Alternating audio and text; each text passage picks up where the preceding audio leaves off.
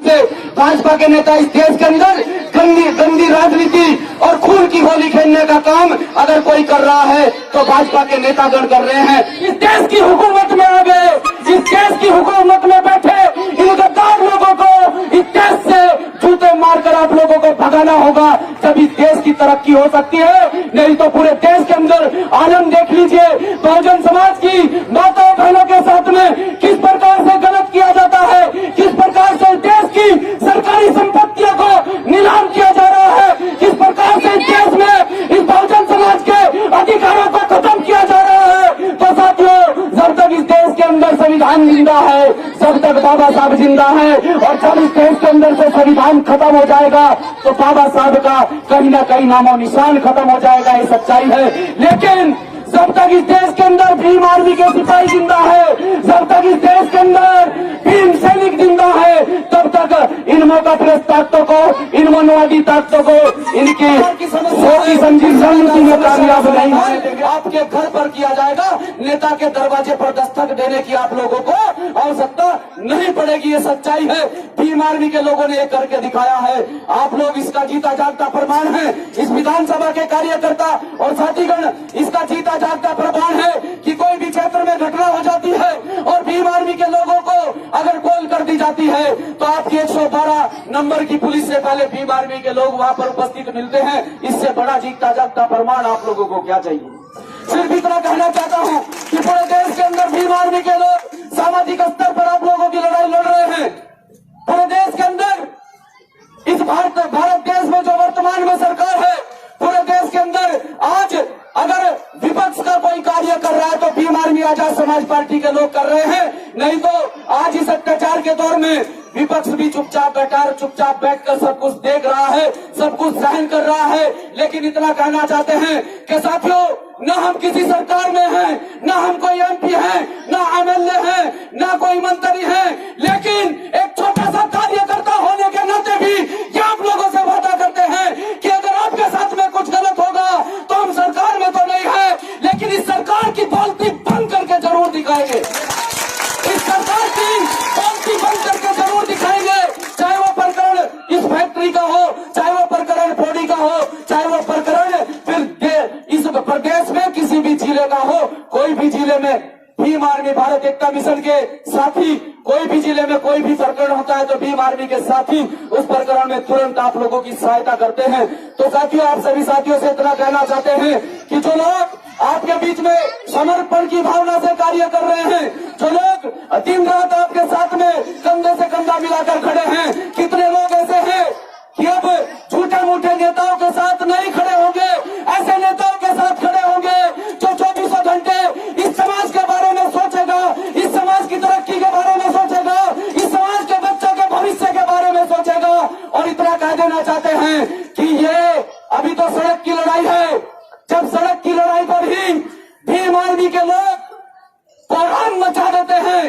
सड़क की लड़ाई पर ही भीम आर्मी के लोग प्रशासन को, शासन को झुका देते हैं, ताला तोड़कर कंपनी के अंदर घुस जाते हैं। अगर ऐसे लोग जिस दिन विधानसभा में बैठ गए तो तुम्हारे अधिकार अपने आप सुरक्षित हो जाएंगे, याद रखना। ऐसे नेताओं को विधानसभा में नहीं बैठाना है कि जब हमारे अधिकारों की बात आती है तो ये नेता पीछे बैठकर सोते हैं। ऐसे नेताओं को विधानसभा में भेजना है कि जब आपके अधिकारों की बात आए तो इनका कान, नाक, मुंह सब खुले हो, और अगर आपके अधिकारों का वहां दमन हो रहा हो तो सबसे पहले विरोध करने वाला वो आपके क्षेत्र का नेतृत्व करने वाला व्यक्ति हो। ऐसे लोगों को बनाकर यहाँ पर आप लोगों के बीच में भेजेंगे, ऐसे लोगों को बनाकर आपकी विधानसभा में भेजेंगे, क्योंकि साथियों,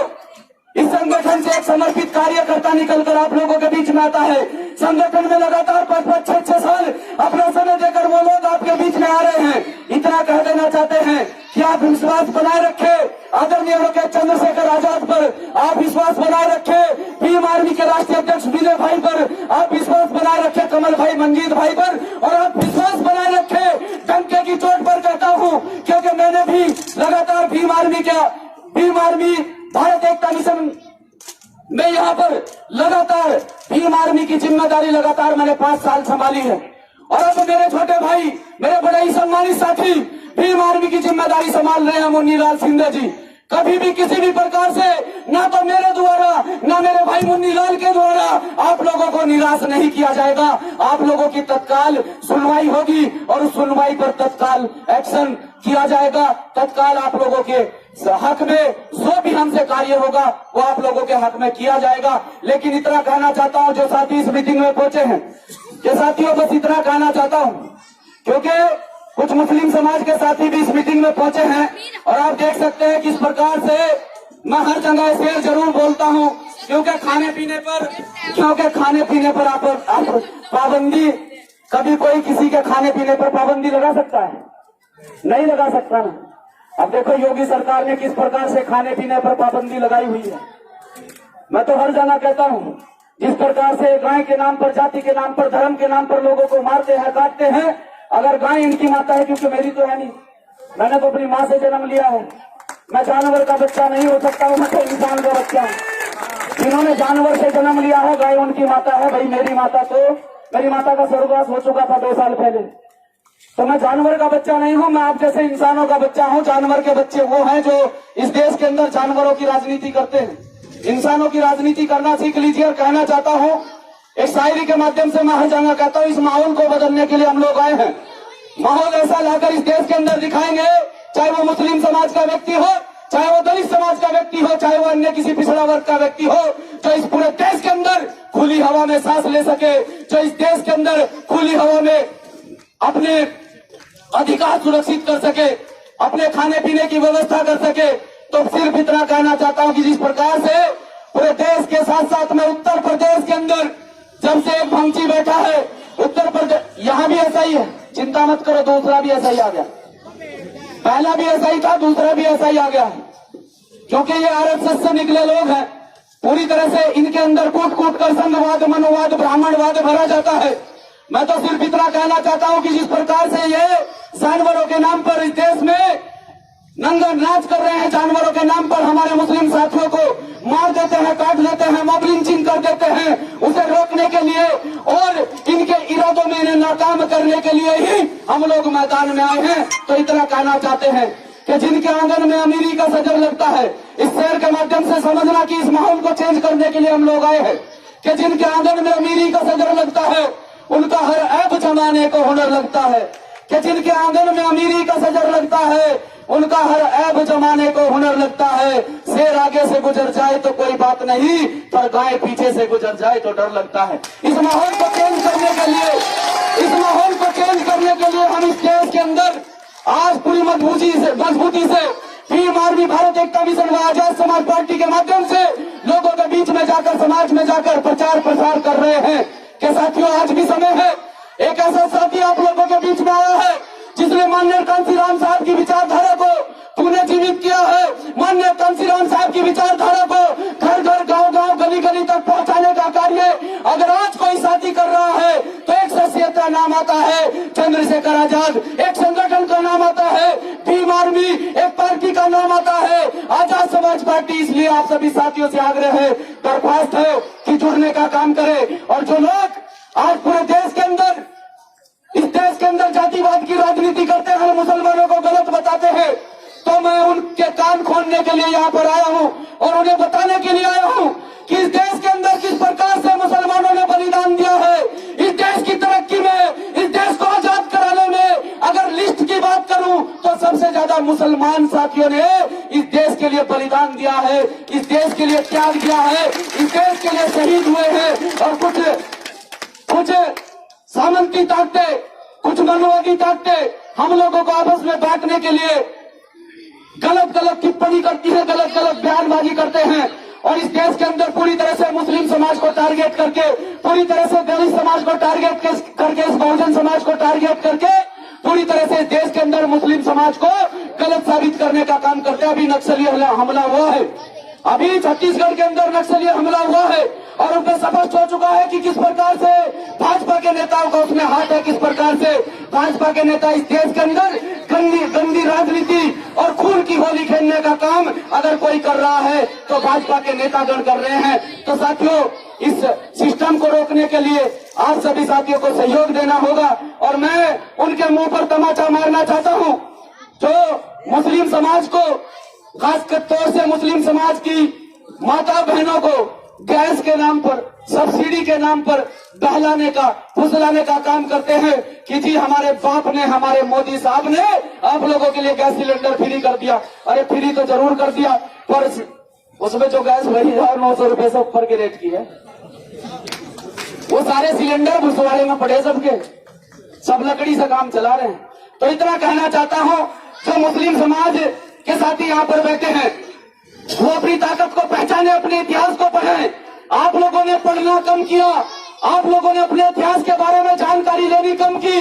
तब जाकर हमारा पतन होना शुरू हुआ है। अगर आज भी आप लोग अपने महापुरुषों के बारे में जानकारी नहीं लोगे, अपने महापुरुषों को पहचानोगे नहीं, एपीजे अब्दुल कलाम साहब कौन थे, अशफाकुल्लाह खान साहब कौन थे, और मेरे समाज के साथी जो यहाँ पर खड़े हैं, जब तक आप बाबा साहब, माननीय कांसीराम साहब या समस्त महापुरुषों को पढ़ोगे नहीं, जानोगे नहीं, तब तक आप लोग आगे नहीं बढ़ोगे। सिर्फ इतना कहना चाहता हूँ, जो हमारे मुस्लिम समाज के साथी यहाँ पर बैठे हैं, 2 लाइनों में मैं अपनी बात खत्म करूंगा, और बड़ी ही अच्छी और सच्ची लाइनें हैं, जिसने भी लिखी है बहुत अच्छी लिखी है, कि 1600 साल से मुसलमान जाता है हज को, कि 1600 साल से मुसलमान जाता है हज को, तुम्हारी सब्सिडी का मोहताज नहीं है साहब। जिस प्रकार से इस देश के अंदर मेरे मुस्लिम समुदाय और दलित समाज की माता बहनों को गैस सिलेंडर के नाम पर, सब्सिडी के नाम पर बहकाया गया, इनके कुछ चंद लोगों के द्वारा तो मैं कह देना चाहता हूं कि 1600 साल से मुसलमान जाता है हज को, तुम्हारी सब्सिडी का मोहताज नहीं है साहब। कि 1600 साल से मुसलमान जाता है हज को, तुम्हारी सब्सिडी का मोहताज नहीं है साहब। अच्छे शरीफ लोग तो हैरत में आ गए, अच्छे शरीफ लोग तो हैरत में आ गए, कितने अजीब लोग हुकूमत में आ गए।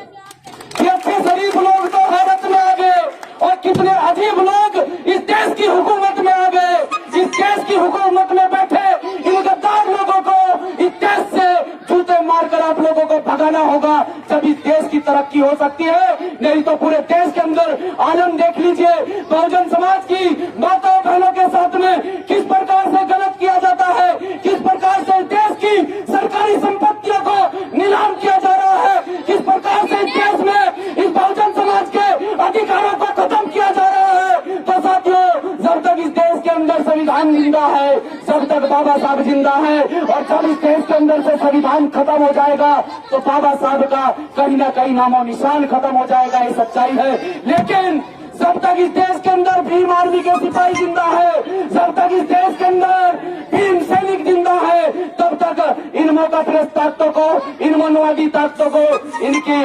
सोची समझी रणनीति में कामयाब नहीं होने देंगे। और इस देश के अंदर भारतीय संविधान को पूरी तरह से लागू करवा के दिखाएंगे। इस देश के अंदर भारतीय संविधान में जो आप लोगों को अधिकार दिए गए हैं, उन अधिकारों को पूरी तरह से लागू करवा के दिखाएंगे। जितने भी मेरे सम्मानित साथी इस मीटिंग से जुड़े हैं, आप सभी साथियों ने मेरी बात को सुना,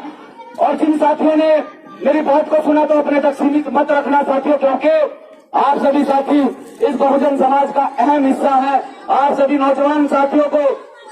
ये कमान संभालनी है, आप सभी नौजवान साथियों को इस देश की सत्ता पलट करनी है, और इस देश में बहुजनों की ताकत का एहसास आप लोगों को कराना है। और कई बार आप लोग सामाजिक स्तर से करा चुके हैं, अब आप लोग राजनीतिक स्तर से इस देश के अंदर